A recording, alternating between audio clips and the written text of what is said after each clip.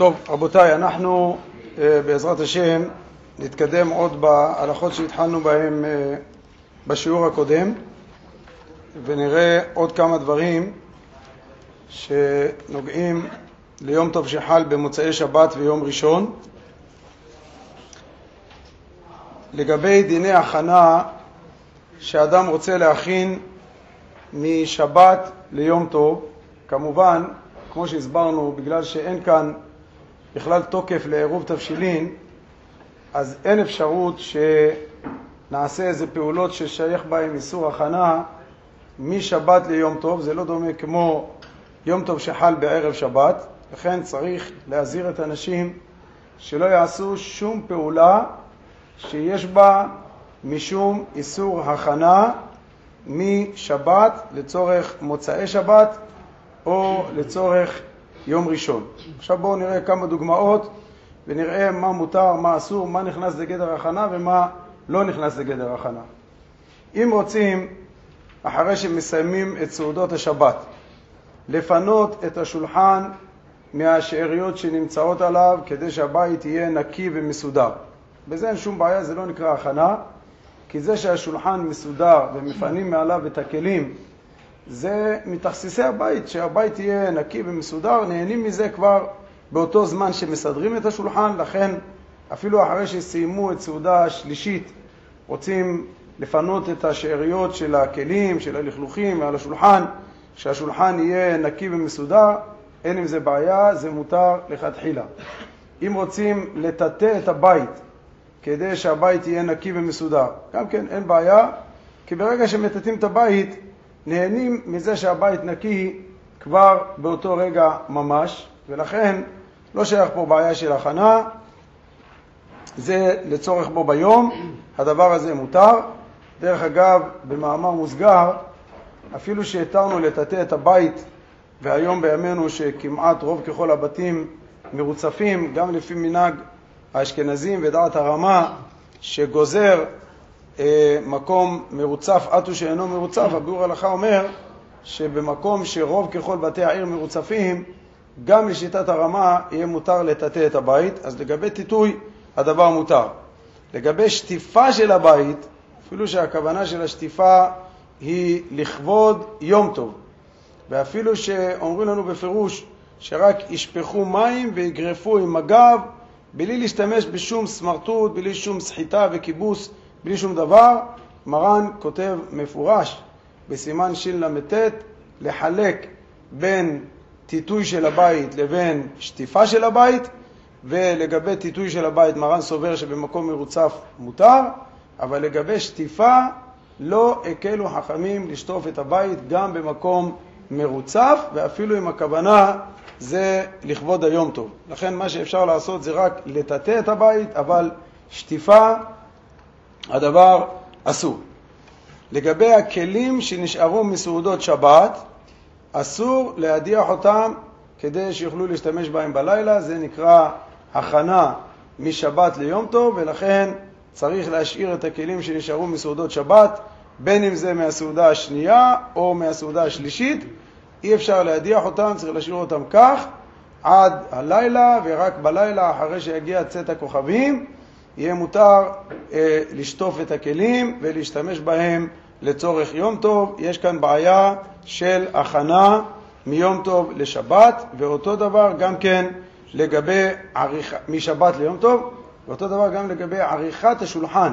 אם רוצים לא רק לפנות מעליו את הכלים ולשים אותו ככה בצורה מסודרת ויפה, אלא גם רוצים לערוך עליו את צלחות, את הכוסות, מפיונים, סכו"ם, להביא יין, להביא חלות, להכין אותו לצורך הלילה, זה גם כן נקרא בגדר הכנה, ואסור לעשות את זה מבעוד יום, צריך להמתין עד למוצאי שבת, ואז רק יהיה מותר לערוך את השולחן לצורך הלילה. אנשים שבישלו את האוכל של יום טוב מבעוד יום לפני שבת, שמו את זה בהקפאה, או אלה ששמרו בהקפאה את החלות, את הפיתות, ולא רוצים שזה יתייבש, מביאים את זה כבר מיום שישי, ורוצים שזה יישאר טרי יותר, שמים את זה בהקפאה, ומוציאים את זה לקראת השימוש בליל יום טוב או ביום טוב עצמו, רוצים להוציא את החלות הקפואות ביום שבת בצהריים, כדי שיתחילו להפשיר לצורך הלילה, או להוציא את האוכל המבושל הקפוא, להוציא אותו מההקפאה, כדי שזה יפשיר וילך, ואחר כך ישתמשו בזה בלילה. זה מקל מאוד, כי אם יוציאו את זה בלילה, אז יצטרכו למצוא כל מיני תחבולות איך לזרז את ההפשרה. ככה שמוציאים את זה מבעוד יום, זה מפשיר והולך.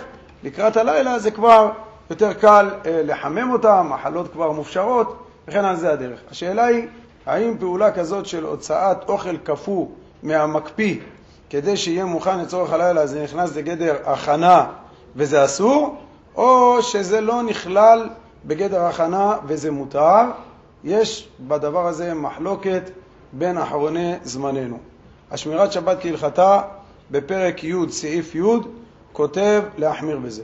הוא אומר שזה נקרא הכנה, ולכן כיוון שהכוונה שלו להפשיר את זה לצורך הלילה, אסור להוציא את זה בשבת מבעוד יום ולהניח את זה על השיש או באיזה מקום שזה יפשיר. זה נקרא הכנה. צריך לחכות את צאת הכוכבים ואז להוציא את האוכל הקפוא ולהפשיר את זה ולחמם את זה רק אחרי שיוצא את השבת, או בשני ימים טובים של ראש השנה, גם כן שאסור להכין מאחד לחברו, גם שם הוא כותב להחמיר בזה. יש עוד כמה אחרונים שנגררו אחריו והעתיקו את דבריו, אבל בשו"ת מחזה אליהו של רבי אליהו פלק מגייצת, בסימן ס"ד הוא מעריך בזה, ושם הוא כותב לדחות את כל דברי השמירת שבת כהלכתה.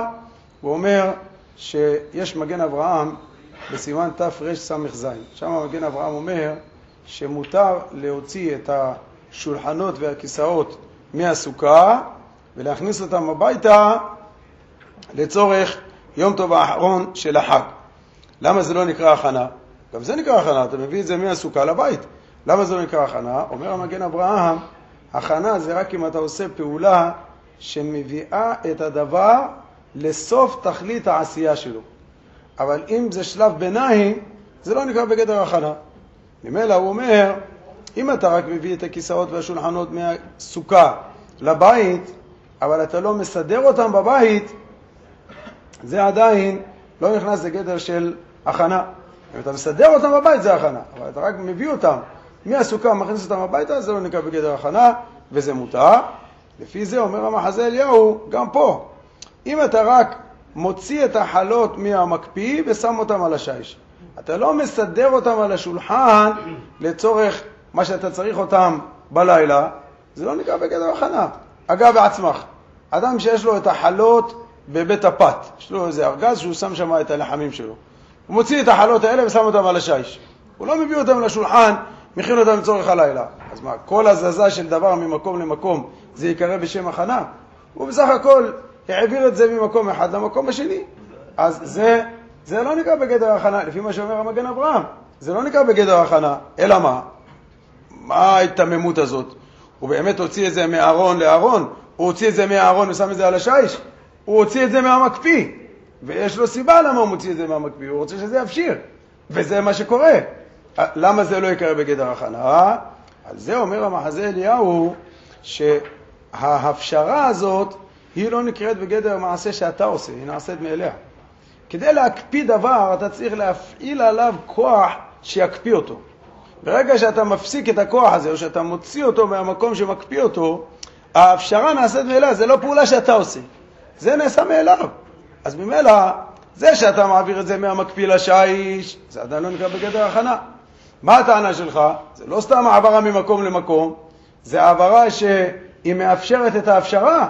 בסדר, זה לא פעולה שאתה עושה. ההפשרה זה פעולה שהיא נעשית מאליה, אתה רק הפסקת את הכוח הפועל שמקפיא את זה, וממילא זה נפשר. והוא מביא לזה גם ראיות שזה לא נקרא בגדר הכנה, ולכן המסקנה שלו שזה לא נכנס לגדר הכנה והדבר הזה מותר, והרבה מאחרוני זמננו העתיקו להלכה כדבריו, חלק ראו את דבריו והעתיקו אותו, וחלק הם כתבו את היסודות שהוא הביא מעצמם, והמסקנה שלהם להתיר. אחר כך נתפס חזון עובדיה על שבת של מרן הרב עובדיה, ושם בסוף חלק ב' הרב עובדיה דן בדוגמה כזאת לגבי אדם שרוצה להוציא ביום שבת חלות קפואות ולהפשיר אותם לצורך מוצאי שבת, כדי שיהיה לו לסעודה רביעית, והרב כותב שם להקל בזה. הוא מביא את המחזה אליהו, מביא עוד כמה אחרונים, יש גם משמעות מישות מהרש"ג שסובר ככה, והמסקנה שלו להקל. אז למעשה אנחנו פוסקים להקל, שאפשר להוציא חלות, פיתות, אוכל קפוא, סלטים, להוציא אותם מההקפאה, לשים אותם על השיש, כדי שיתחילו להפשיר, וישתמשו בזה בלילה לצורך הסעודות, זה מותר. אבל אם האישה הזאת היא קצת יותר זריזה, היא אומרת, טוב, אם כבר אני מוציאה את זה מההקפאה, הפוכם מטרת, למה לי? למה לשים את זה על השיש ואחר כך לשים את זה על הפלטה? אז היא מקצרת את הדרך, היא שמה את זה ישר על הפלטה, אפילו בדבר שאין בו בישול, יבש. אבל פה ודאי שזה נקרא בגדר הכנה, זה כבר לא סתם הפשרה, זה כבר פעולה של חימום, ודאי זה נקרא בגדר הכנה, ולכן הדבר הזה אסור. יש כאלה ששאלו מה הדין אם היא רוצה להוציא בשר ועופות בשבת, כדי שזה יפשיר ותבשל אותם בלילה. אני חושב שזה כבר נקרא הערמה ניכרת. רואים אותך מוציא עופות ביום שבת, מה יכולים להסביר? זה כמו אדם שאומר, אני הולך לישון כדי שאני אשאר ער בלילה. זה פי 1000 יותר גרוע מזה. מה? הוא אומר, לפי מרן, זה לא מוקצה, מותר לטלטל בשר ועופות, אז ממילא, אם זה לא מוקצה, ואפילו בימינו, זה לא מוקצה, אז מה אכפת לך? זה חזל לאכול באומצע, מה הבעיה? היא אוכלת זה, מי משתמש בזה? מה עושים בזה? מה יש לעשות עם זה ביום שבת? זה רואים בעליל, זה צובח ואומר, אני מוציא את זה לצורך הלילה. מי שרואה אותך מוציא את זה, מה הוא מבין? שאתה אולי עוד שעה תאכל מזה? מה הוא מבין? זה ניכר ועומד שהוא מוציא את זה לצורך האכל. אבל בכל אופן, להוציא את החלות ואת הפיתות ואת האוכל המבושל, הקפוא ואת הסלטים, זה נראה שמותר. בכל אופן, רבותיי, זה לגבי העניין של ההכנה, שצריך להיזהר בהכנות שעושים משבת לצורך מוצאי שבת.